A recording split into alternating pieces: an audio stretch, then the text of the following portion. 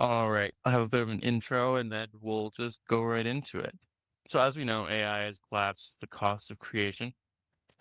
Anyone can really just generate anything these days pretty much instantly.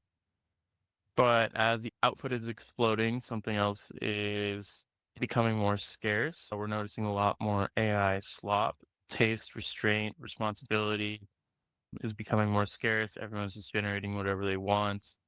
And some of us might be noticing a lot of it's just not good. So today we're exploring what it means to create ethically, intentionally, and how to stand out in an AI world, and what design, what responsibilities designers have in this new AI world, ethically and also creatively, how to stand out. So I just want to give you a chance to introduce yourself now and yeah, let people know what it is that you do and why you're the best person to speak on this topic. Thank you very much for the intro, man. It is a very heavy topic that we have to dive into because AI is everywhere today. So a little bit of background about myself. My name is Haytham. I've been in the media industry for the entirety of my career. I've I've studied graphic design and I've been working in photography and videography production throughout the last 15 years. So very much into art, creativity, and media. And over the last 3 years, I've been working remotely with a designer's subscription company as a video and graphics quality assurance specialist. So any kind of design, be it graphics or videos, before it's sent to the client, before it goes online, has to go through me and my team. So we're very we have let's call it a strong eye on what makes a design flop or actually pass through. And over the past few months, I've transitioned into becoming an AI educator at the company. And what that role basically means in a nutshell is trying to educate the designers that we have on certain AI resources, tools, how to best utilize them to make their workflow go faster. And obviously trying to be as ethical about things as I can. And basically if I have to put it into one sentence, the mission that I have within this role is to make sure that the designers we have become the designers who use AI who would potentially replace someone who doesn't use AI. Because we all know, man, like everyone's afraid, like, is AI going to replace me? It will never replace you, but someone who knows how to utilize it probably will. So you can fight it as much as you want, but the reality is it's here. You can either adapt to it or be left behind. So that's what I've been doing in a nutshell. And I'm looking forward to dive into it. I love it. This one's going to resonate a lot with our creative director, I hope. It's also on the call. But yeah, no, recently got on the phone with someone who's been in the creative industry, game design, movies, and just like special effects, VFX, and artist. And he was calling me to talk about AI specifically, which I found really interesting. And yeah, he said the exact same thing. But as a creative in the industry already, he's noticing his counterparts, they're starting they're starting to lose work. But the people they're being replaced by is people that know how to use AI. And so we had a really lengthy conversation about it. And it's like what you're talking about is absolutely happening. It's not that people are losing their jobs, they're being replaced by people that know how to do their jobs with AI. So I think that's a really important thing to bring up, and hopefully people take note of that because now is the time to start onboarding yourself and learning how to use it. Yeah, hey guys, I'm back. I was rugged by Elon, but I'm back and I heard exactly what you said. We've been in a personal call together and saw and heard firsthand just how passionate you are about ethics. And I'm really looking forward to this next hour of picking your brain and yeah, learning about other sort of tricks and your viewpoint on it. I think it's going to be super interesting. Lovely to hear your voice again, Cam. And yeah, man, like I'm really interested in this topic. And yeah, let's dive in, man. Awesome. So I'm just going to start off with some prompts and then we'll see where it goes from. So my first prompt here is, let's start by defining, what does AI slop actually mean? Like, why are we seeing it so much and how do we start to avoid it? All right. So for me, like since AI has been used in all mediums, be it video, graphics, and text as recently, as we see on CT, AI slop replies are all over the timeline. And it basically is, the way to put it is, slop isn't just restricted to if you find an M dash in a prompt in a reply, then that just means like this person just copied, pasted an answer from GPT. Slop can look in can look like many different things. If it comes in terms of creating a graphic or creating a lifestyle photo, let's say, the obvious things would be the added fingers, elements that don't actually work with the scene, lighting and shadows not being consistent with what you actually see. A video, in terms of video, if the character just morphs into something crazy, slop is not what the AI is putting out, it's what you're allowing the AI to give you and you putting it out yourself. Because the number one thing to always remember, AI is a tool. And this goes back to the statement that I said earlier. It will never replace you. You might replace someone who doesn't use it. As a general rule, it's safe to say that most AI generated content is going to come out as slop in the beginning.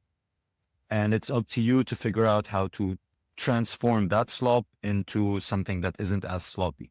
And this goes in an example of if someone's creating a logo, let's say, right? Like prompting the AI to give me a logo about this brand, blah, blah, blah, blah, blah. So taking it at face value, it's probably going to be sloppy. Like the lines are going to be clean. Certain letters are going to come off as just like AI slop. And it's up to you to change that slop into something that's tangible. And this is one of the things that I try to educate the team on. And it's something that's going to always be a work in progress type thing. Because if I educate you on something last week, in 2 weeks' time, this piece of educational content is no longer relevant because AI is advancing so fast. You need to always be adapting. And if you don't adapt, then you run the risk of actually putting out AI slop in all of its formats. It goes back to, again, like the rule is figure out how to distinguish yourself from all of the AI slop. And that's where your background and your skills will have to come in. And I don't want to go into it like I can go into it right now, but I feel like we can dive into the example that I want as the conversation progresses, because I just went through something earlier this week. So yeah, I'll take a minute here and we can get back to it. You just mentioned there when say AI will generate an extra finger onto a hand or things like that. Something that comes to mind, which I found extremely humorous last year, and it was round about October time when in the crypto space we had a really high volume period on BNB chain, which I followed quite a lot, not actively traded it, but followed it and enjoyed watching, overseeing what was going on and things like that. And there was a specific token which was called 4, and it was basically CZ holding his hands up with his 4 fingers, right? Super simple. The token had extreme success due to, I think it was basically due to Binance posting a CA and then it got deleted. There were hacks, something along those lines. So it had incredible success. The token then eventually launched on, or listed, shall I say, on various platforms and things like that. And the token photo, like the ticker picture, was of CZ holding, I think it was 6 fingers up or 5 fingers up, something like, I think it was 6, just to show how AI slop can slip through the net so easily. I found it really hilarious. It is, man. And this is one example of how you're able to, like, quote unquote, leverage it into your advantage, which I don't know how I feel about it. Like, it didn't work well, but hey, people went into it. I'm guessing like people bought into this coin, right? Yeah, for sure. It had insane success. Yeah, it's really funny. I think even on the big exchanges, the token photo was of 6 fingers or something. It was, yeah. I guess the point is that AI slop can slip through the net so easily. It's really having to be super hyper engaged to make sure that doesn't happen. But the reality is that it does. But I think that's from your role and what you're working on. That's where you're trying to really stop that, which I think is great from a person who appreciates quality content and quality AI generated content.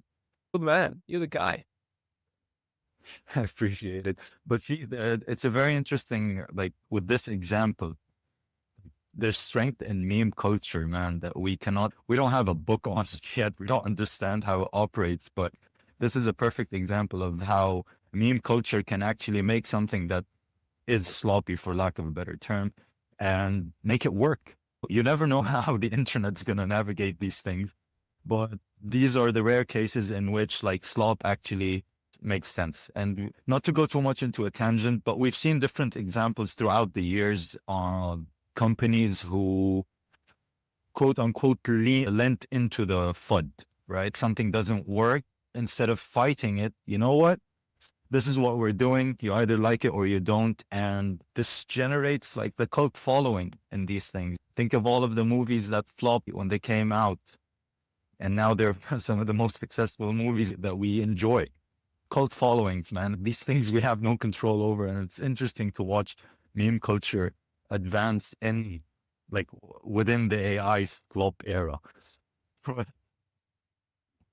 Yeah, what a time to be alive, man. I remember seeing something recently, and I was starting to watch a movie on Netflix, and I'm pretty sure, if I'm not mistaken, it was when you open up a movie and like the Paramount trailer comes where I can't remember fully exactly what it is. I think is it a lion or something? I can't remember, which was all previously created by hand and very beautiful and all these kind of things. And I remember seeing in the corner, it said, this has been AI generated. And even huge companies like Paramount are now using AI to generate their, for want of another word, trailers, which is fascinating.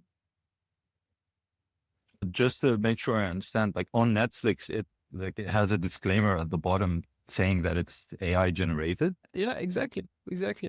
Wow. I think that's a good thing, if you ask me, honestly.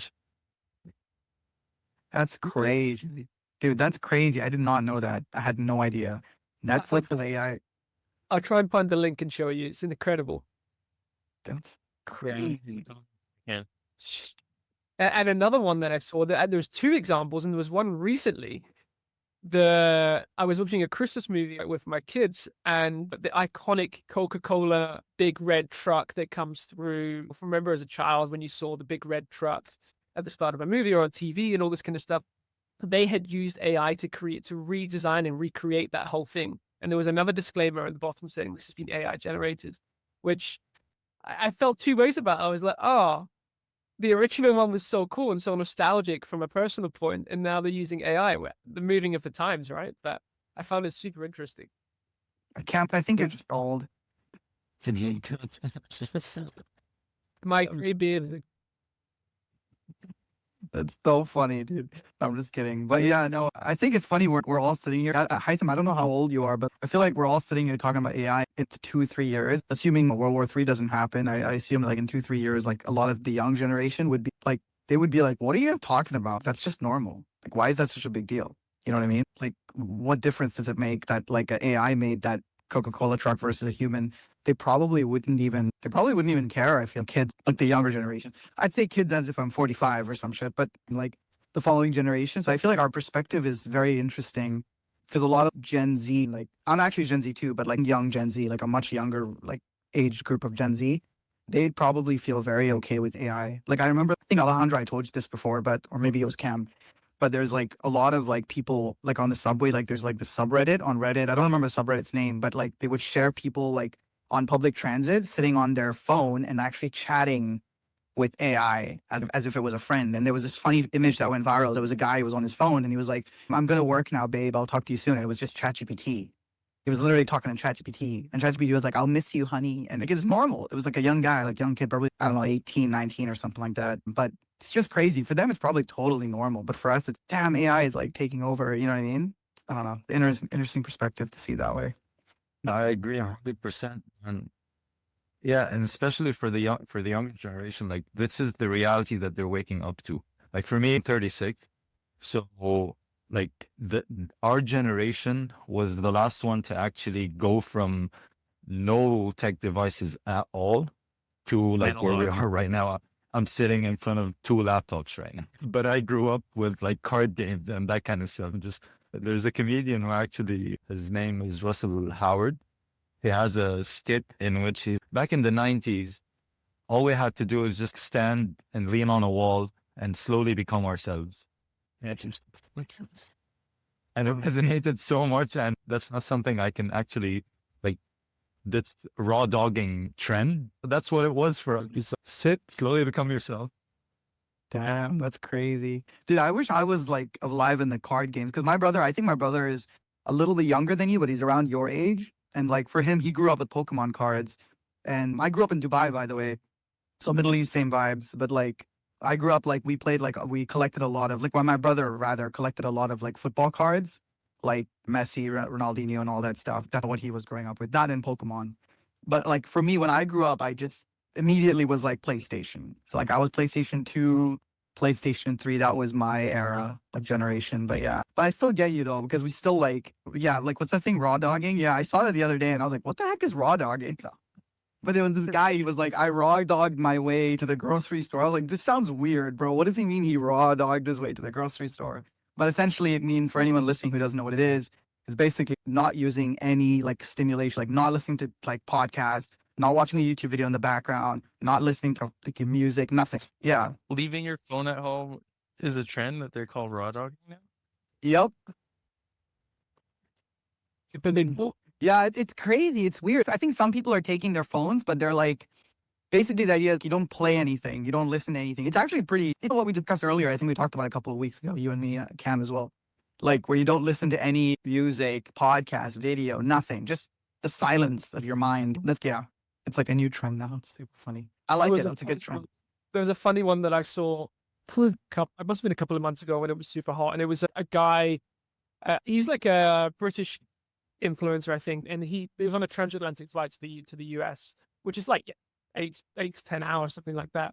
And he roared off the whole flight without watching any movies, just literally filmed himself just looking at the seat in front. I was like, dude, it's good content and good for the views, but watch a film and chill, man. Exactly. You took it like way too extreme, my guy. You need some form of entertainment. That's so funny, damn. Sorry, there's been a question burning in the back of my mind for Heisman since you brought it up. It was a few minutes ago, but you said it's like our responsibility to make AI slop, not AI. It's not what AI is generating, it's what we put out there. But like, what do you mean exactly by that? Is that we do manual intervention, or is it that we have to edit our prompts and get better with communicating with AI, or both? It's a little bit of both. Like for me specifically, and I know this might not work with everyone who's listening, but for me, where I'm coming from with this is I'm giving workshops to a team of designers, right? So each one of these people has their own skill set, be it Photoshop, After Effects, Figma, whatever. So for them, this is the responsibility that they have, that we have as creatives, is not taking it the way it is. Like the most recent workshop I did was basically teaching the designers. Like sometimes you would get a client who would provide us just the label of their supplement bottle, let's say. They're like, we have this label and we'll create Amazon storefront photos for this product. So the designers don't actually have the product. All they have is the label. So the workshop was about teaching them how to move from a label to a complete product photography collection. And the main thing that pops up as soon as you generate this supplement bottle, the label is going to be on the bottle beautifully, but there are certain, like the fine print on it is, some of the words don't actually make sense. Some of the letters are not actual letters. So at face value, if you put this piece of image, if you put this image out and you send it to the client, if they decide to zoom in, they're going to catch things. And for you, it's going to reflect badly on you, on the team, on the quality that you have. And this is where we have to come in after the generation comes. Again, this is a fully detailed prompt with no room for error. We have complete control over everything. But at the same time, the output looks sloppy. Not as a whole, but when we zoom in. And one thing that I'm trying to do like on a daily basis is I pitch them to the team as community activation ideas, where sometimes I generate a photo and I drop it on the Slack channel and ask the designers, like the first person to guess or to catch the very obvious for AI slop things wins something within the company. So what this does is actually trains them to be more critical of the result. And the first thing I did, the first activation that I did in this sense, I generated a photo, and I had a photo in which I added elements to it. And I put both of these photos to the team, and I asked them, how many, just like the kind of games we grew up with, how many AI sloppy things do you find? Or which of these plants is added via AI? It's not easy for you to spot, but if you like decide to look for it, then it will be easy for you to spot. And this is something that I learned over the past 3 years as a quality assurance specialist. Today, I don't need to look too deeply into a piece of content to figure out what's not working. If the captions are glitching, if the frame, there's a black frame for a split second, my brain is tuned to this. And what I'm trying to do is train the designers to have that quality assurance specialist node in the brain active. And the way you do that is by being critical of everything and trying to work that muscle, if that makes sense.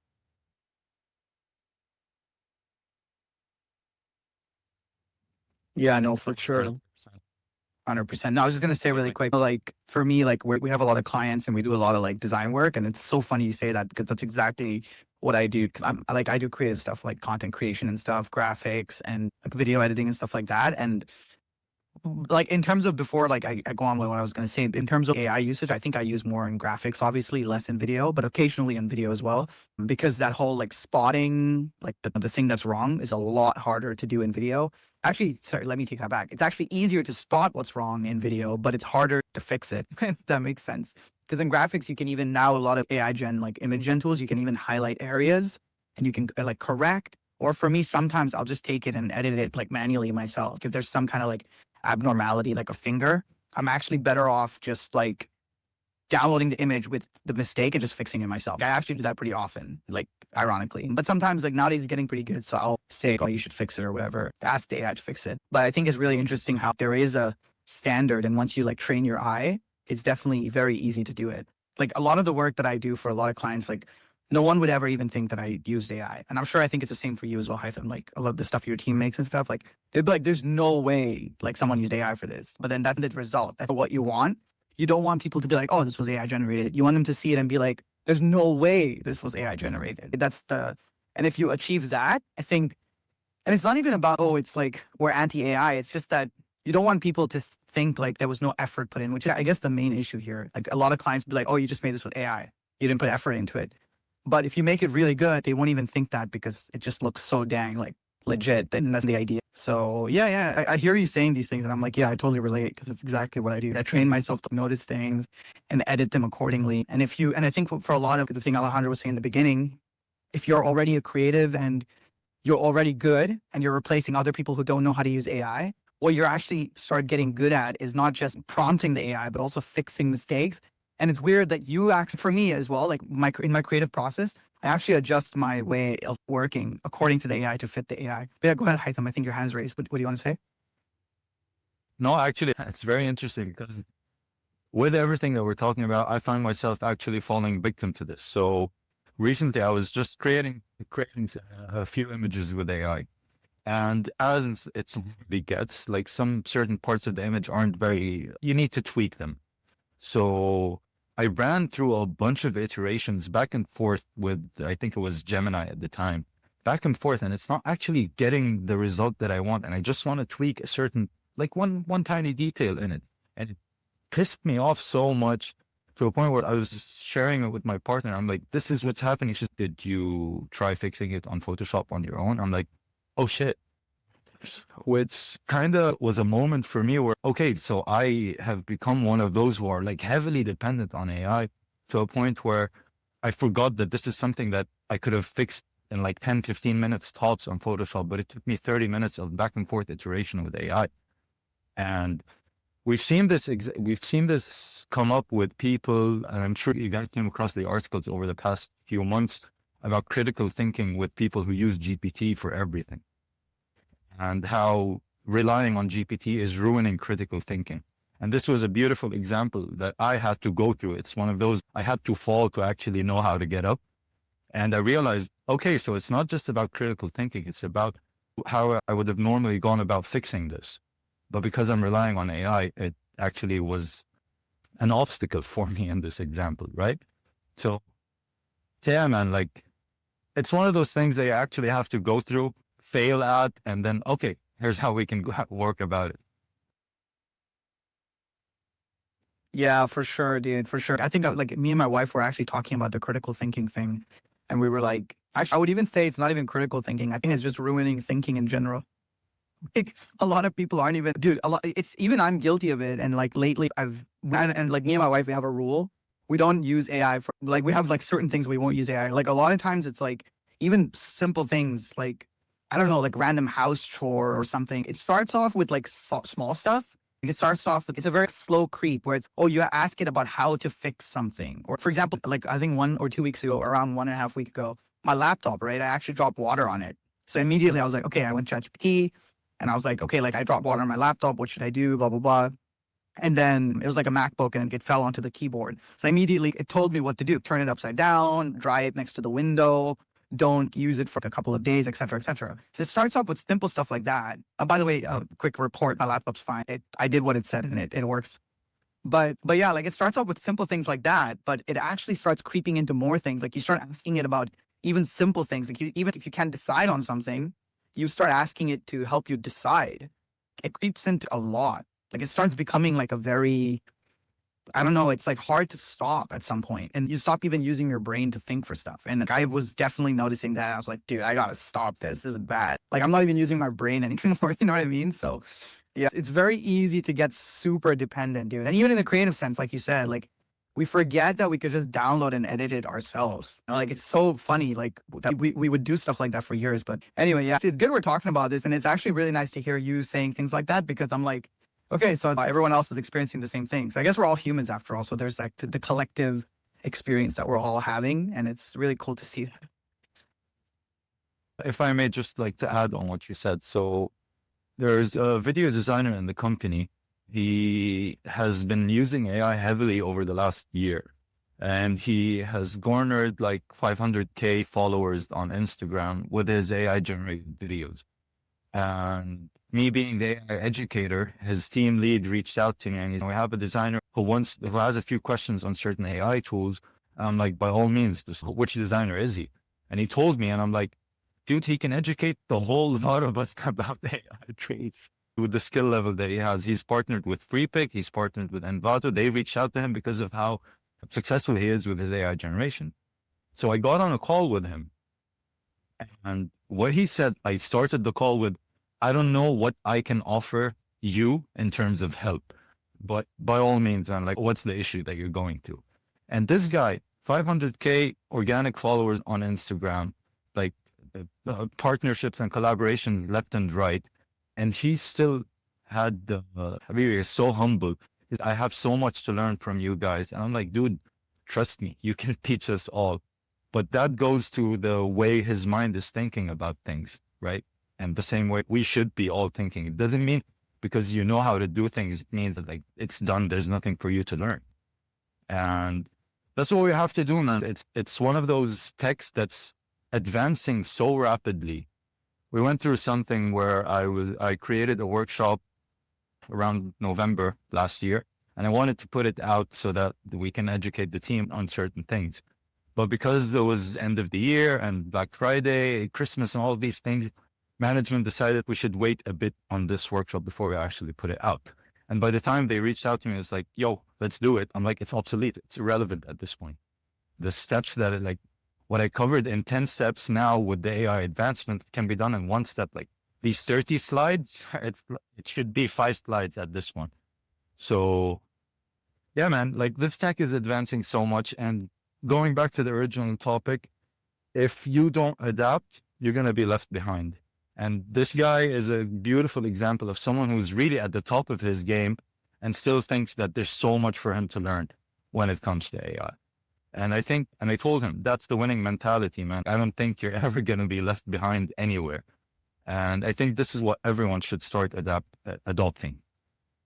For sure, dude. Like one last thing, I heard you mention that guy who had 500,000 organic followers. I actually think I might have somebody who would be really useful for your team. It's a girl who I know from when I actually lived in Canada for a while, and like I met her there, and she's doing AI generated video and stuff. I think she uses VO mostly, but dude, she's insane. Alejandro and Cam know about her, but like, dude, she messaged me last week. She has over 1 billion views, over 1 billion views now throughout TikTok and Instagram. She basically makes, I don't know if you've seen those, like those street interviews, like where they would walk up to the person, be like, hey, what do you do for a living? Blah, blah, blah. But she does those, but AI generated, and they're so real. It's like insanely real. Like it's crazy. And she has over 1 billion views now. I'm more than happy to have her. Like she's a very close friend. So if you want like me to set up a call with you and her, I'm more than happy to like have her send her pages to your team and talk with them and train them and stuff like that. She's a really close friend, so she'll be more than happy to do that. And yeah, I'll send you her socials and stuff after the space. I think you guys can maybe utilize that, because for us, like most of our work is like graphics and like more custom created content, but I think this could be useful for you. It sounds like your team might use this more than us. Yeah, I'm happy to set that up after, bro. I would love to, man. And honestly, like this. So what I love about what AI is doing in the creative space is that it's opening, for lack of a better term, it's bringing the Web3 culture to the Web2 space in a sense where I'm part of a local community. It's a WhatsApp group of 300 plus AI creators. I've never met a single person except for the guy who started. And it's always fun to connect and meet people who know more, who would learn from you and all of that stuff. And yeah, this person that you're talking about, I would love to connect with her because again, there's so much that we can learn from each other. She can help us. We can offer insight, whatever, man. And yeah, I would definitely love to. And since I mentioned this community, I'm going to go back to the story I wanted to share. So the guy who started this community, it's been like 3 months old, this community, and it's very active of just AI creators.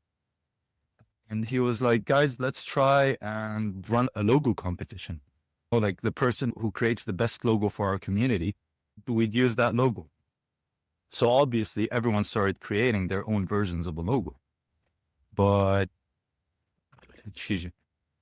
when you look at them, they're nice graphics, but none of them, absolutely none of them fits the bill of what a logo should be. And what I mean by that, they're like tiny details, graphic elements that are so small that you cannot actually use on a logo because when you scale it up or down, it's going to ruin it. It's not going to come through. And this brings me to the other topic that I've been trying to vocalize a lot over the past few weeks, which is these tools are there, but as you started this space with, everyone can be using these tools, everyone can be using AI, but the skills that you have alongside the tools that you are using, that's what draws a distinction between you and someone else who's using AI. Because let's take vibe coding as an example. I haven't yet started vibe coding in any sense, but if I were to start today and someone with a coding background starts today, who do you think is going to have the upper hand? Him. Why? Not because he has more information, but he has studied what this is and what it looks like. And for me, in this example that I gave, I reached out to my friend who's the guy who started this community. And I'm like, what do you think of all of the logos that you're looking at? They're nice, man, but I can't use them as logos. Yes, you can't, because none of these people who are actually using AI to create things have that background. And in my example, in the company that I work in, all of them have this background, right? But on the timeline, on the internet, not everyone does. So you want to use AI, by all means, use it the best way you can and for the stupidest reasons you have, but try to also add a layer of education to yourself. You're creating your vibe coding, beautiful. Watch a short video about programming. Doesn't have to be very technical, just the do's and don'ts. And similarly, let's say, going back to the initial point of slop doesn't just have to be AI. Things can be sloppy. Someone who's editing today, drop captions and move on. Okay. But for me, again, it's a curse that I have. Like, I cannot watch a video or see a piece of graphic without being critical of it. Try to educate yourself on the do's and don'ts. The most basic example, and this is one of the things that we're actually creating an AI tool within the companies to make this step easier on the designers, which is the save zones on the social media apps. If you want to add captions or graphic elements that are covered by the UI of Instagram or TikTok, each of these apps has a different save zone. So for me, I see a video, I automatically know whether or not it's on the save zones. And why? Because I've been doing this for a while. And I don't expect people to actually memorize where the save zone is. Just keep in mind that you have to take into consideration what the save zones are. Or maybe get a PNG file to overlay it over your videos or over your graphics, just to know where it falls. You're not going to learn it automatically, but you have to have these, let's call them check marks, as you are creating any piece of content. For sure. Yeah, dude. Really great points you mentioned. I was just going to add a little bit to one of the points you mentioned about the logo thing, which is such a good teller for someone who just makes an AI generated graphic for a logo, is like the vector. So one of the things I was just going to say to anybody who listens to this later, or if this gets clipped, because I'm doing the clipping for these spaces, I'll probably clip this, or rather the AI will hopefully clip this. If it doesn't, I'll manually do it, which is funny. But a quick tip for anybody who does want to make a logo is, and I'm sure this Hytham as well, is prompt the AI to make sure to use the word vector, saying vectorized logo. And then after you get the image, don't just use the image, take the image and then vectorize it on Illustrator. What that'll do is it'll actually make it a proper vector as if you designed it in Illustrator. And you can use this image trace feature. In Illustrator, they have an image trace feature. And if you don't have an Adobe subscription, there's actually an online Adobe image, like PNG, to vectorization tool. So if you let's say you make a logo on ChatGPT, just download the photo. It'll be a PNG or a JPEG. Go to Adobe image to vectorization tool. It's free. Just upload your image. It'll vectorize it. You can copy the vectorize. You can download the SVG file and then go into Figma or whatever tool you're using. And then it's infinitely scalable. This is one little, I'm sure a lot of designers know this, but I'm just putting it out there in case someone know how to do that. But yeah, just to add to it. I will ask you if it's possible, what exactly the link is online, because obviously for me, it's always been again, since pre-AI, the way to go about it is there are certain websites that have, I don't know if you guys are familiar with it, brands of the world. So that's where you would get logos of brands across the globe that are vectorized. And we use this a lot back in the day. But today, and I went, okay, so obviously with the PFPs on Twitter, you'd want to do something you want to edit an image or something. You can't take it with the low res, right? So you have to try and upscale it, and it's a whole workflow process. So what I want from you, if it's possible, what that resource that's free you mentioned to actually vectorize an image through Adobe, as you said, right? Yes, exactly. Yeah, it's actually because basically what they did, Adobe, is they have this image trace tool in Illustrator, right? Which allows you to turn an image to a vector. What they basically did is they turned it into a free tool on a website. Now, by the way, the reason I went into this, rabbit hole of online website tools instead of using Adobe Suite is because I actually canceled my Adobe subscription because I was so fed up with paying it. So I actually canceled my Adobe subscription and I found an alternative for every single part of that process. And one of the biggest tools that I had to cut was Adobe Premiere, which was huge for me, and Photoshop as well. So I found an online Photoshop alternative. And the main feature that I used to use in Illustrator was the image trace feature, which allows me to turn a ChatGPT logo, which it generates, into a vector file. So what I did is I found an online alternative, which ironically was also made by Adobe. So I'm happy to send you that link. I'll send you the link.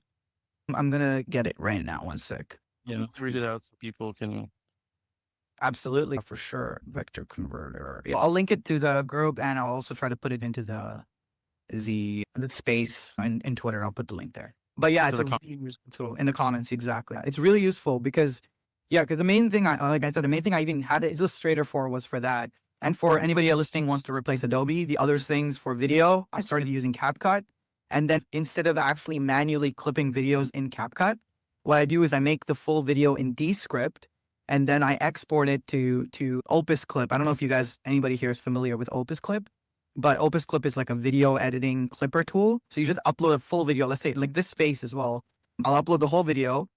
It'll be like an hour long, 2 hours long, whatever. And it'll cut the entire video into like around like 20 to 40 clips. And it'll rank it for me from the most viral to the least viral potential. And it'll give me a score. I can just click download and bulk download the whole like 50 clips. So if, let's say this is really popular for like content creation agencies as well. If you have a long video, you want to just clip it, do not go in and clip it manually. What I would suggest is use Opus Clip. And then just all you have to do is upload the video, tell it like how you want it to be edited. You can even create templates for captions and stuff like that with your branding on it. And it'll just give you 40 clips. And what I usually do is I'll use those clips. Sometimes they're like spot on, like from the beginning, they're bangers, but occasionally it'll need some editing. And Opus Clip actually even has a manual video online editor. You can go into each clip and then adjust it accordingly, which is crazy useful, which is the main thing that's annoying, right? It gives you a clip. You can't do anything about it. So what you want to do is you want to extend it a little bit to the before or after or whatever. It allows you to do that. So it's super useful. By the way, Haitham, I'm happy to give you all these resources after and I'll share it with you in case you don't know. I assume you might already know though, but yeah. So I'm going to drop a question over to you then. So this is a great example. Let's say you uploaded the video and it created the clips. Oftentimes, because of different accents, different ways of speaking, the captions are not going to be accurate. And I see this on the timeline. I see this on Instagram as well. And it's one of those things that really rubs me the wrong way. And it's a trigger for me when I see captions that aren't accurate to what's being said, which goes back to the idea, like I consider that slop. Yeah. Especially if the captions, I understand certain words might get slurred in the conversation, and it's okay if the caption didn't catch that. But if in the captions, the brand name is not written correctly, then I'm not giving this piece of content the time of day. I'm instantly scrolling away because I know this is just an AI that's actually trying to feed me content and I'm not here for it. So I assume you would have to go through these processes manually.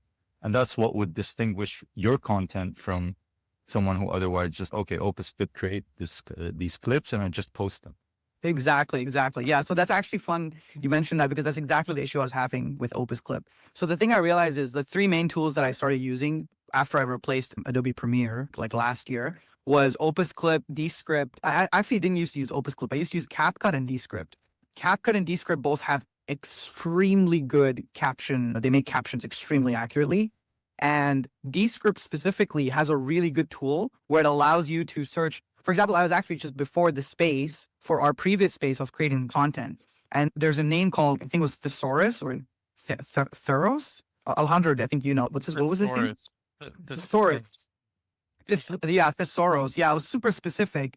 And every time both Alejandro and Cam were speaking, like saying his name in the space, the CapCut, the captions was always saying Soros as an SORROS, which is totally wrong. So in Descript, what it does is I can click, like the usual, like you're searching in a website, you click Control F or Command F to search a word, right? So in Descript, I can search SOROS.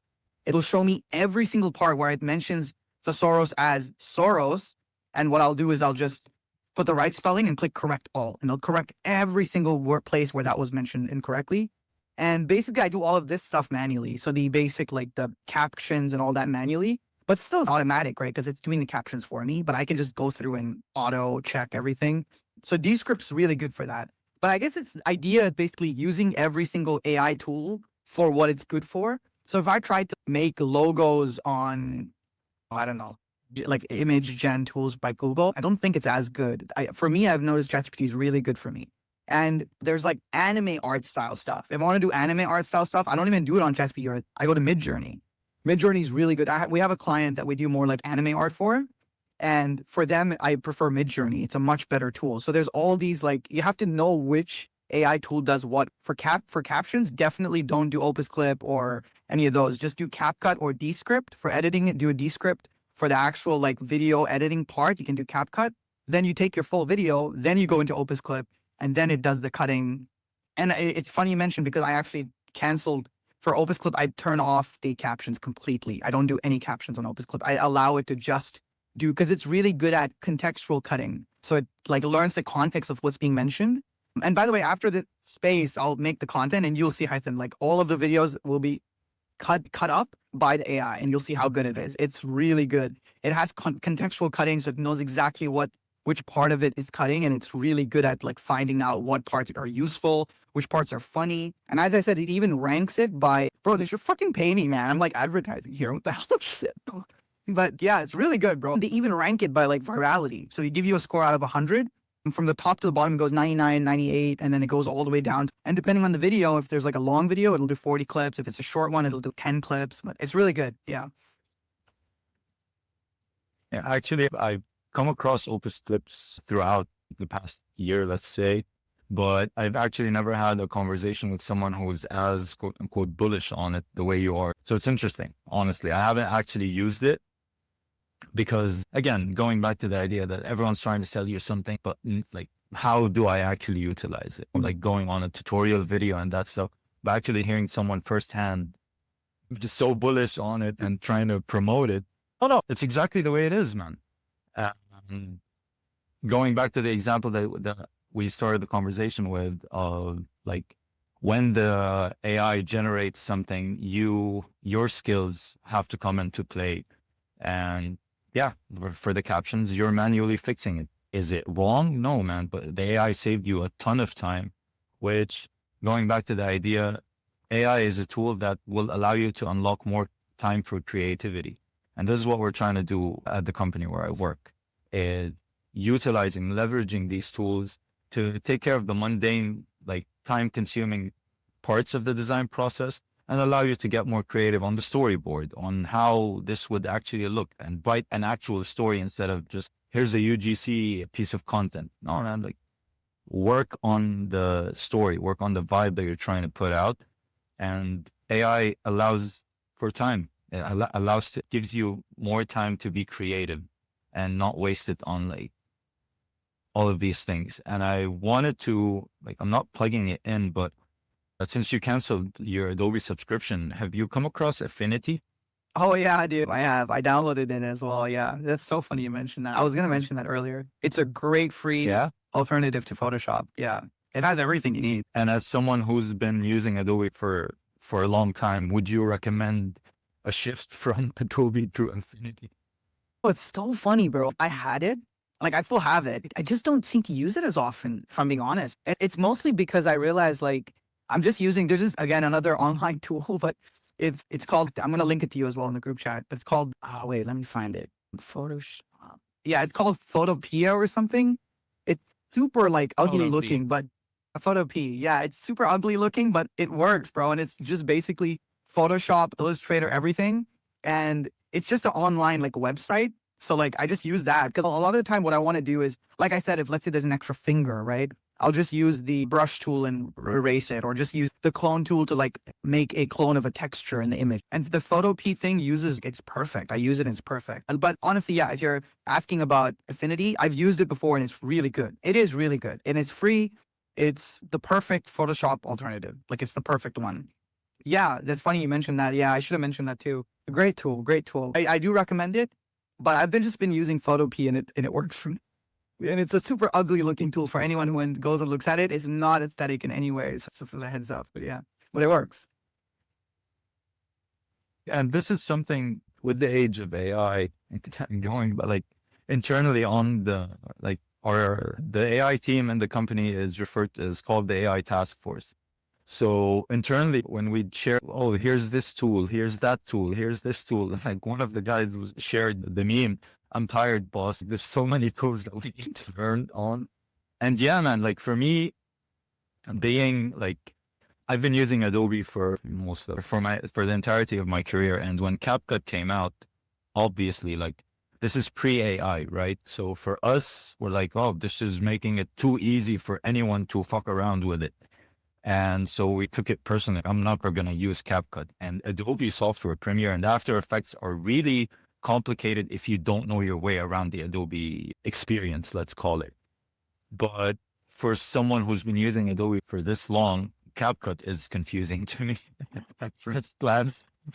And although it's made like it, Canva and Figma, these three, again, I've been like, I don't want to say I've been against them, but I'm like, I already have the big tools. Like I know how to use the big tools. Why do I need to use the easier tools? But in retrospect, I find myself trying to use them today to make things flow faster and easier. And it's like, I don't have an answer to it, but man, at some point we need to like stop creating more tools and just double down on the tools that are already there. I don't think we need any more image generators. I don't think we need any more video editing tools or like what's already here is way more than enough. And yeah, and just it adds to the confusion. I find myself falling victim to this, man. Yeah. I throughout my career, I've had to learn different tools for different tastes. Someone would come to me and say, I want to do this kind of a graphic. Is this something within your wheelhouse? I'm like, give me a week, man. I'll figure out how to do it. I've learned programs strictly for one time.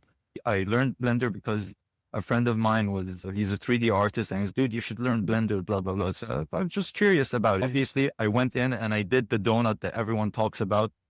And by the end of it, yeah, it's like watching that series about the donut. Every day I would open Blender again, restart the whole process just to see if it's stuck in my head.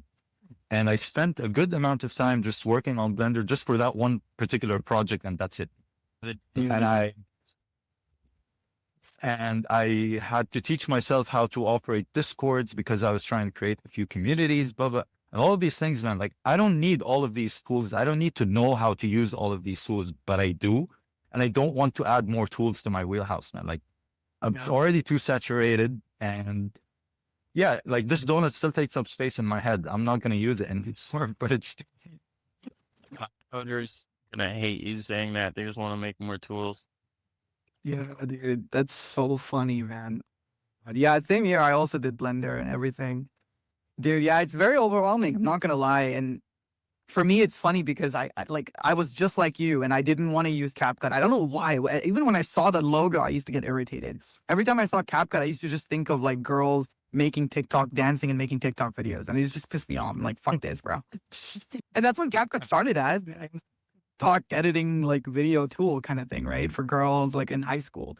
And I'm like, fuck this, bro. I'm never touching this like cancer in my life. But dude, I'm using it every day now and it's freaking banger, dude. It's way better than Premiere, bro. It's way better than... I never want to look at Adobe ever again. Dude, like exporting videos on Adobe, good Lord, dude. No ways. I've had so much bad like experience. And again, like you, I think same experience for you. I grew up with Adobe, right? Photoshop. I've used it for half my whole life, but half my life since when I was 12. Yeah. Used it forever. And yeah, it's great. I think like the other listener here, Reem, I think you as well seem to be a designer or you seem to like relate to a lot of that stuff. So I'm glad to see someone else relates on it. But yeah, dude, I would recommend 2 things. I could say anything. Try CapCut. It's freaking banger. Like really funny and easy tool. It's so quick. It does everything super quick. That's number one. Number 2, I'd say try Opus Clip. Amazing tool as well. But yeah, that's all I got to say. I think Cam, you might have to bounce, right? I think Cam has something to do.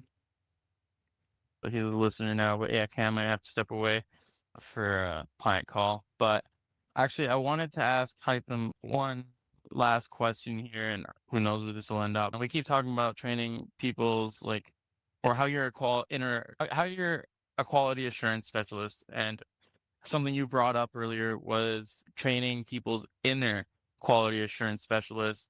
Now, I was just wondering if we could if you could go through some sort of checklist on questions people should be asking themselves, just a short, succinct checklist. Yeah, that people could be asking themselves so that they can become their own quality assurance specialists and raise the level of their work. So I'm going to go with video content, right? The first thing is know what platform this video is going to go on. And man, I can't stress this enough. The save zones matter so much. And it's things you can easily find on Google. Just look for Safe Zone area on TikTok, Safe Zone area for Instagram stories, and Instagram Reels, meta ads, and all of these stuff. And the thing about it is, let's say we have a client that wants to create, like they have a long form video, they want to turn into short clips and use it on different platforms. Some of them use the same Safe Zones, but this is where the strength of the person editing comes in, right? For us, it's a design company, so we have protocols, we have workflows. So it's built into the designers that work with us. But for anyone who wants to do these, man, I cannot stress how much Safe Zones matter. And it makes a difference. If this piece of content is going to be promoted, then the UI is going to cover more of the video. So make it a point to get to do Safe Zones, man. Like, I can't tell you how much, like, I come across an ad for an agency locally who are telling you, like, we're going to optimize your content for Instagram. And I'm like, dude, this is a post that you promoted. It's a reel, yet the captions are hidden by the UI. I don't trust the service that you're going to give me. Like, point blank, man, like, your entire credibility is shot because this one detail you did not optimize for. So video content, definitely Safe Zones. Another thing, captions. You know how sometimes if someone's saying a certain sentence, you have the caption. If they pause, the captions would go away. And then when they start the next sentence, the captions would reappear. This is something that I make it a point to avoid, to have the designers avoid. What I mean by that, if the pause is too short, then it's going to look like the caption glitched. This split second of a caption disappearing and appearing, it's not a glitch, but to the person watching, it's going to look like a glitch. So as a general rule on captions, don't have them disappear, even if the person paused. Unless the pause is 5 seconds long, then it doesn't make sense for them to stay on screen. So avoid captions looking like they're glitching. And since you gave the example of CapCut, I don't know what you need to do if you don't have the CapCut subscription. So you're going to have the CapCut logo appearing everywhere. Take it to another editing software, crop the video. Don't show me the logo of the tool. I'm not saying that we don't need to know that. You can do it on CapCut. It's okay. But it's all about these details that kind of, no one wants to know how the sausage is made, man. I just want the product. So try to refine the video and try to, like what I tell the designers, you have to activate the inner QA. And when we're talking about AI prompting, I gave them this example. As designers, the worst thing you can get is a messy brief from a client. So your turn when you're utilizing AI is you have to be the client and AI is the designer. So give the AI your dream brief, what you would want the perfect client to give you as a brief. You are the client when it comes to AI. And similarly, when you're creating videos, you are the consumer as well. Watch the video. If you think there's something that's not perfect, take the time to clean it up. There's a video that popped up recently on the timeline. It was a clip. The clip was good. Captions weren't glitchy. It's on X, the safe zones aren't like that restricted. But at the end of the video, like the last 2 seconds of the video, you can see the person dropping down the interface on his iPhone and stopping screen recording. And I'm like, why? Crop that, trim that part of the video out. But that showed me that you're using a screen recorder to upload this video. That showed me that you didn't actually go through your video. You didn't watch it the one time. And this is one of the things that as a quality assurance specialist, it's again, one of those triggers when a designer sends something and it has some clear mistakes, it triggers me. I'm like, you're sending it to me because someone's going to review your work, but you have to review your work before that. Why? Because it makes the process on you easier. It makes it faster for you because if we iterate back and forth, then that's time being lost from your process, not mine. End of the day, man, I'm here. Whenever you send me something, I'm going to be reviewing it, but it's taking more time from you. So be critical of the work that you do. Watch your content, review your graphic, be very critical and put yourself in the shoes of the consumer. Is there something in this piece of content that you don't vibe with, then probably someone else won't as well. So I know I probably rambled on. I went up and down in different topics, but yeah, these are the main points that I would say people have to look for when they're creating the content. Amazing, dude. It's so funny you mentioned the safe zones in CapCut. It's this is like a rule that I follow when I'm video editing. I don't video edit without, in CapCut they have this like safe zones overlay. So if there's like a small button on the bottom right corner, you can click Instagram, Twitter, TikTok, and it'll actually put the exact like UI interface over the video. And the first thing I do if I'm going to be posting on Instagram and TikTok, when I'm editing the video, like for the client, I'll put the safe zone like UI over the video, and the whole video is there. As I'm editing, it shows me the Instagram and TikTok UI over the video.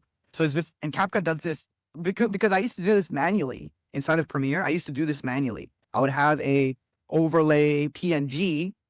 I would drag it as an adjustment layer in Premiere. I would lock the layer and it would just be there at a very low opacity over the video. But now in CapCut, I just bottom right corner, click Instagram and TikTok, and it'll overlay those UI safe zones. So it shows me, it's not even just like showing me the safe zone. It actually shows me like the like button, the comment button. It like literally looks, and then as I'm editing it, I'll constantly click play and watch the video. As I'm editing it, I'm watching it again and again as if I'm watching it on my phone, essentially. And yeah, and another thing is also you can, when you're editing on the video software, you can actually adjust the UI layout, which I'm pretty sure you guys do as well in Premiere, but you can adjust the UI layout so that because your laptop's a 16:9 ratio, right? It's like landscape. So you can edit when you're editing short to make sure that the short, it's not, because if the default, like it's like a 16:9 ratio. So the video is very small on your screen. But when you're editing shorts content, it's even smaller. So you want to make sure it fills the whole laptop screen. So the entire right side of your laptop is the whole shorts, like a giant phone on your screen while you're editing. I don't know if this makes sense to anybody, but I think Haitham, you get what I mean. But yeah, maybe I'll have to have image or something in front of me to explain it. But I think you got what I mean. Yeah. Like when you're editing the video. Well, I completely understand this. And honestly, now that you mention it, I'm like, man, I think I should jump on CapCut because otherwise it's a very manual process. Like I have a Premiere file that's ready with different layers of the safe zone. If someone sends me a video, I download it and I plug it into that video. And similarly, the designers have to do that as well. Like it's just one of those things that I have to check for safe zones just to make sure. But it's part of the process of the designers. Like whenever they're working on a video, they have these overlays ready on Premiere and all of that stuff. And it bugs me to know that, guys, Adobe, get your shit together, man. You have a space, a tons of money on these things, and here's a cheapo app that's doing everything that you should be doing. God damn it, man. Bro, it's crazy. Bro, I lost faith in them a long time ago, bro. I'm telling you, man. I'm going to send you screenshots in the group chat right now after this call, and you'll see. It's like, I'm being for real. Like, they have all of these crazy, because I like, as soon as I said it, you remember, because that's what you're doing, right? You manually bring the overlays. You put the PNG images so that you can see, lower the opacity. Maybe you have a pre-made template for a file. Like every time you make a new, like a project, it probably, maybe you have like a template. But in CapCut, you don't even have to do any of that. It's just there. And it just makes sense, bro. It's like crazy. And that's why I was like, dude, this tool is just too intuitive and very simple. And it makes sense. You know why? Because they make it for noobs, bro. They don't make it for like us. We're like pros. We've been using these tools for so long. And you know what's funny? In our head, when we get a new tool, it's considered standard for the tool to be needed to be used for a week. We consider that standard. We need to learn how to use the tool. But these tools are just like made for anybody. And that's the crazy thing. Like whenever, let's say I noticed you mentioned you have a lot of members in your team, giving them a tool like this, it just lowers their like work for like steps to getting a video done, right? They don't have to get those things. It's already there. It's like there. It's like super easy. So yeah, dude, this has been a great space. This is my best fucking space I've ever had. I guess it's good to talk with creatives. It's great. I love it. Man, honestly, it's been really, I've enjoyed it so much, and I'm looking forward to more of these conversations because, like you said, man, creatives talking creative, and what you said, like about these tools making it easier. So as you guys know, man, Instagram and all the other social media apps keep updating their whatever, like the ratios of the content and all of that stuff. So for us, we have a team that does these things in which like they need to always keep up to date on like the safe zones are changing, right? The ratios are changing. So I actually went through this near the end of last year. A designer sent in a video that's like clearly doesn't have, like like it's going to be covered by the UI for sure. So without even plugging it into Premiere, I asked him, like, did you use the overlay for the save zone? He's like, yeah. I'm like, please, can you send it to me? And this person was using the older version. Right. So it was a manual process for us to actually make sure that 300 designers, all of them have this specific resource, and to delete the previous one. And knowing that CapCut has this built in, I'm pretty sure it's going to be updating itself as these UIs get updated on the apps, which, if I'm being honest, this space is turning out to be like, drop Adobe, adopt everything else. That's so funny. Dude. Yeah, like advertising over here, fucking crazy, dude. But I'm being honest, bro. Like, I'm not getting paid by any of these people. I'm just, because I feel like whenever you spoke about everything, I'm like, that's exactly what I was using. That's exactly, I used Adobe, I used Premiere to edit, I used Photoshop, I used Illustrator, and I had exactly those safe zone things set up, and I tried to have templates to ease up the process. And worst of all, honestly, worst of all is not just like the money that you're paying them, but it's the time that you're being like wasted up, having to do all these extra steps. And one of the things that I don't know if you, again, probably maybe don't notice it, but like the exporting is really bad, bro, in Premiere. It's really bad. Like it's super slow. And I don't know, like sometimes I have clients from 6 months ago. I come back into the video and there's shit just missing from the timeline. It just vanishes. And I go, I'm like 2 a.m. I'm scrolling through Reddit, looking at why this Adobe, like, why is the Premiere file missing stuff in the timeline from a client that I've not worked with for 6 months? And then I have to go and update, and it's all this crap. And that's weird. File structure is so important with Premiere. Yeah, dude, file structures. Oh my You're God. so bad at that. Yeah, I hate file structure. I'm super bad at file structures. Yeah, it's like you need to dumb everything down. Like you need to go full retarded, bro. That's the only way to use the tool. Now you have to just dumb it down to the maximum, like retard mode, and then you use it. That's why I like CapCut. It's super like retard proof. Anyone can use it, and it's really good. Anyway, bro, that could go on forever. We're talking for a while. It locally saves all the files, so CapCut's great like that. I wanted to do one last big hypothetical question for Hytham here. If you had unlimited resources, total complete authority over every single creative platform, what guardrail or creative guardrail would you enforce across all AI generated content, and why? That's a heavy one, but I'm going to take what we've been seeing on X over the past week as like the reason, like the reason behind my answer, which is, yeah, AI is here for everyone to be able to use it, but I don't think everyone should have access to these tools, man. And we've seen it with Grok, like this past week alone, the amount of ugly use cases. It's not even a use case, man. It's just an idiot having fun. And I wouldn't even call it having fun. There are some people who shouldn't have access to these tools. Like point blank, I like, there's nothing X, Y, and Z person can tell me to convince me, oh, dude, you're prompting Grok to get people in bikinis and kids even. And I hope he doesn't like shadow ban all of us for this.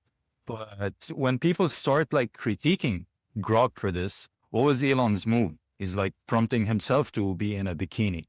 Dude, that's not helping it. I'm doing it to myself. Yeah, it's not okay. It's like very not okay, man. Because, man, I think a couple of weeks ago, someone put out a post and like, I went into the Grok profile and I clicked on the media section. And oh my God. And I was tempted, like I really was tempted to go, and I'm like, no, I'm not going to go and check this because I know what I'm going to see, man. I know what I'm going to see. It's just going to be ugly. It's a great tool. Let's call it a spade.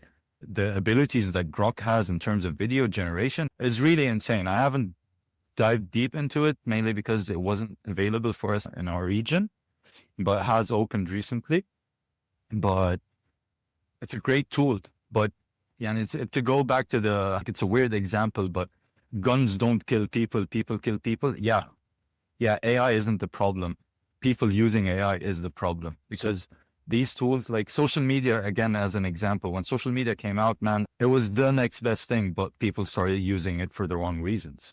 And I'm talking people and the major companies, like the big seven. It's a mix of both, like from the source to the consumer, something needs to happen. And I don't know what it is because it's such a new tech that we still are trying to create the guidelines, let's call it, and the boundaries. No one, at least I didn't think that this whole bikini situation with kids on X is something that we're going to have to think about as AI grew. Fuck around and find out.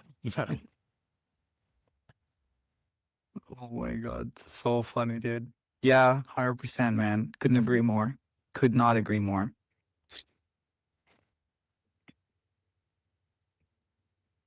Yeah, totally. I like the analogy you made. It's not guns that kill people; it's people that kill people.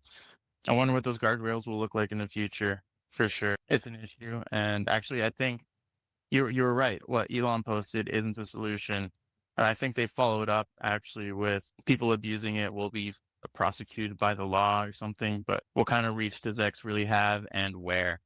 Where in the world are people generating these images? How are they going to be prosecuted? And that's a whole big topic too. But yeah, it's an issue for sure. I wonder how it'll be handled in the future. And I appreciate you taking the time and thinking deeply into it like that and sharing it with everybody. It's been my absolute pleasure, man. And I'm looking forward to more of these talks. And yeah, thank you guys for having me. It's been really fun to have this conversation with you guys. I'm so glad. So actually, there's a couple more things here. I just wanted to give everyone a chance to learn where can people follow your work. One last call to action, or where do you want people to end up? Let us know, Haitham. So basically, everything that I'm talking about when it comes to AI and design and all of that stuff is basically my career in Web 2 and putting everything together into one person, so to speak. But everything we talked about are things that I do talk about on the timeline, just not as intensely because what I'm trying to put out on the timeline isn't about AI. That's not the focus. It's something that I spend a lot of my day on. So I have things to say about this. But for me, like anyone who's interested in what we talked about and would love to follow me and everything is just on X. And from there, it takes you to my Behance just as an idea of what kind of a background I have. And over this coming year, I'm going to be working on something on X. So stay tuned there as we dive into, yeah, man, with everything. Like we're talking about AI and all of that stuff, but I'm trying to say this in a way that kind of flows with what we've been talking about. But basically, my mission on X, let's call it, is to bring out more humanity in people. And that means I want to know the people. I don't care about their project anymore. I don't care about what you're building and all of that. I obviously do care, but I want to know who you are as a person, right? And with this shift from people like the dead internet theory and AI taking over, people are slowly flocking back to the idea that, hey, we want an honest human connection. So this is what I'm going to be doing. This is what I did over the past year, and this is what I'm doubling down on, is trying to build proper relationships with people and bringing people's stories into the limelight, everything that you are and not what you've done, if that makes. You love that so much. We were actually supposed to cover that, the dead internet and everything, but we ran out of time. So maybe we just have to schedule another space with you, Haitham, and we'll dive into that 100%. whenever you're ready. Absolute pleasure, man. I'm sorry for the conversation. But no, the conversation went where it needed to go. This has been perfect. Really appreciate having you on. Just for us, our next space is going to be on Monday. Check out our page. We're going to cover X402 and the creation of the machine economy, agent-to-agent transactions and automations, and what that means to the world as we move forward and the implications of it. We just have someone in the audience requesting to speak. Awesome. Yeah, if you can hop up and share your thoughts, would be great. Hey everyone, I'm just here to let you know that Haysam's phone cut off. This is why he's not able to reply. Let me just pass on the microphone. Hey guys, excuse me for that. That was Reen, my wife. My phone died, and I'm like just like trying to shuffle things around. So excuse me for that. Good, all good. Bro, that's what I do. I usually get on a space. I send my wife to the other room and tell her to join just in case. I mean, exactly the same thing. That's so funny, man. That's so funny. Yeah, I always send her to the other room and I'm like, yo, just stay in that room and then lower the volume so there's no echo. And then, yeah, I'll run over if anything happens. That's so funny. By the way, bro, I also wanted to say Assalamu alaikum, man. I don't know. I didn't say it in the beginning. Habibi, alaikum salam. It's an absolute pleasure. You said that it was you who said that you were in Dubai, right? Yeah, dude. Yeah, no, that's so funny. Yeah, dude. We got to connect after this. We have a lot of things in common and inshallah, we'll talk more, bro. For sure. Are you still based in Dubai right now? Bro, my story is kind of crazy, bro. So I grew up in Dubai and then I went to Canada after that. And now I'm living in Japan.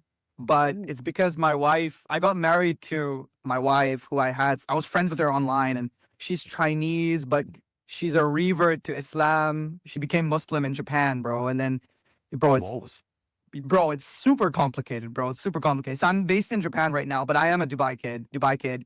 But yeah, I travel to Middle East every now and then. Like I try to do like one Umrah every year if I can with my wife. And she's a revert. Bro, reverts, man. When they're revert, they're more serious than born Muslims. You know it, bro. They're always like that, bro. Like, she's like super legit, bro. Like hijab and everything. She wakes me for Fajr and everything. It's super funny. So definitely, man, we can connect IRL with and when you actually make it to the Middle East. And I'm hopefully working on going to Dubai around Token. So maybe if you guys are there, definitely we'd link up and take it from there, man. Sounds perfect, bro. Perfect. Love it, bro. Love to hear it. It's an absolute pleasure, man. Really enjoy it. Likewise. Likewise, brother. Likewise. For sure. Awesome. Thanks, everyone. We'll keep it going in the group chat. Appreciate everyone that's been here. We'll chat soon. Thank you, guys. Thanks, guys. Bye. Bye-bye.